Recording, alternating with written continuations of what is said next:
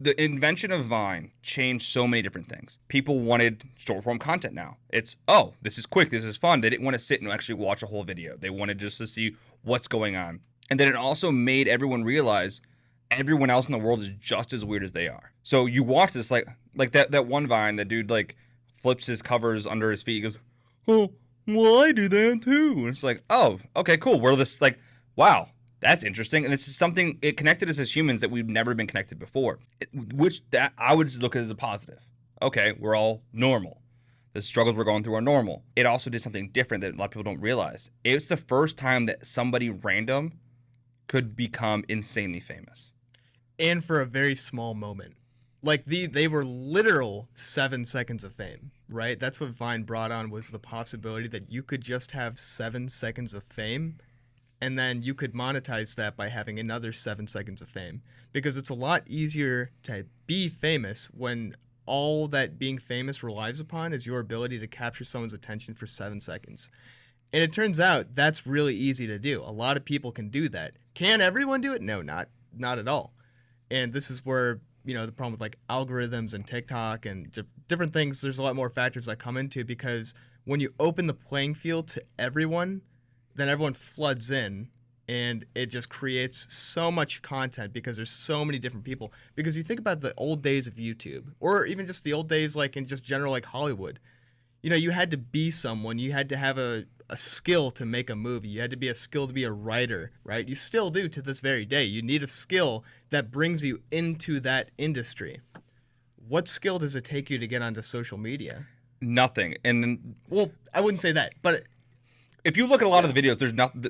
They provide zero content. It's just they scream, they do something crazy. Nowadays for sure. That's all. That's a lot of what Vine was too. Like I dropped my croissant. There's nothing creative. There's nothing funny about that. Free Shavakadu. Right? Like it promoted idiocracy. It promoted just nothingness. Well, it promoted provocativeness. All right, this is a point that we hit on last podcast. And I think it's just a really important point in general. Is like, provocative moments go viral because they're outrageous, and people like to watch stuff that is outrageous. 100%, and that's what Vine started to do. Mm-hmm. It started to taint our minds to say, oh wait, that's crazy, that's funny. What can I do next? How can I push this farther?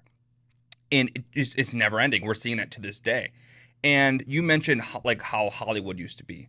Everyone, when they were younger, I want to be a movie star. I want to be a famous singer. Move to Nashville, whatever. We saw from Vine, everyone's like, I want to be a famous person on Vine, a Viner, whatever, I don't know what they're called. Famous Viner. So yeah. Everyone moved to Los Angeles. You could do it from your living room. You could start out there. You could, but then they would move to Los Angeles, build up these like hype houses or whatever it was. First time we ever really saw this phenomenon, and people, little kids, like, I just want to be a famous Viner. That's all. That's their whole life goal, is just to be famous and go viral, it's just insane. One of the big problems that has come from it, we touched on it a little bit earlier in this podcast, was that it started to rot our brains. And I think part of the reason that it started to do that was because humanity has really, in the course of history, has never been confronted with the problem of like short attention spans.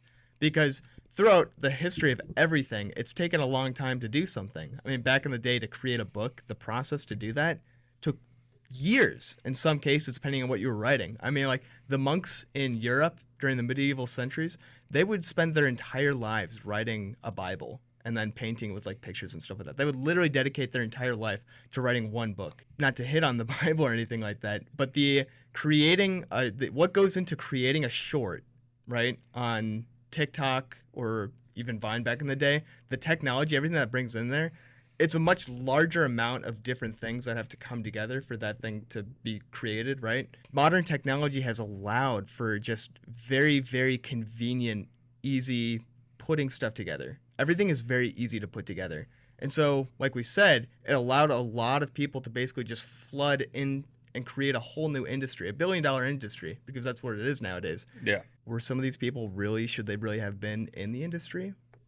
You know, the argument could be made that a lot of pointless content has been made. 100%. I mean, the internet, when it was invented, it's like, wow, you have all this wealth of knowledge at your fingertips. we are going to become the smartest generation ever. We're going to be able to invent things that no one ever could even imagine, right? People talk about the going into the 2000s. They're like, we're flying cars, all this other stuff. We have none of that because we're to become distracted with our phones, with the internet. It's like, oh, Mhm. this is fun. I'm going to sit here and scroll all day.